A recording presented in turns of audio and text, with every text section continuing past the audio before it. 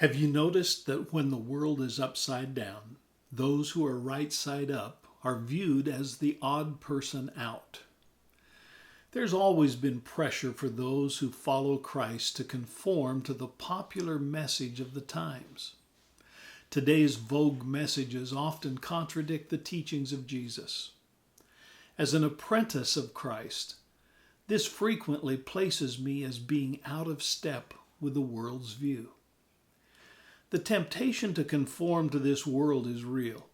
It's uncomfortable for me to think others view me as being out of step with popular opinion. Maybe I'm not alone. Perhaps you too are familiar with that awkward feeling. Every follower of Jesus lives with the tension between compromise and faithfulness.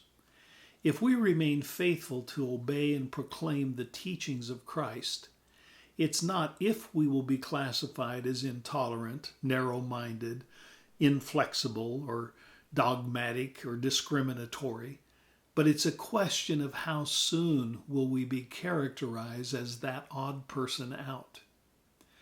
The Apostle Paul insists, do not be conformed to this world. As an apprentice of Jesus, we observe the teachings and the behavior of Christ carefully, and then we model that behavior in obedience to his instruction. Here's something for each of us to reflect on this week. Whose message am I listening to? And whose model am I replicating? The psalmist chooses to place his trust and hope in God's word, not popular opinion or the message of the day.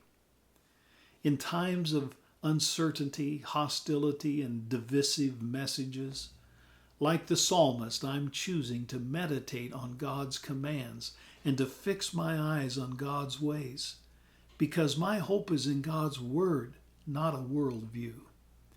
In this season of turmoil, why not be the odd person out and discover renewed hope by allowing God's word to be your guide? I pray that you'll have a blessed week.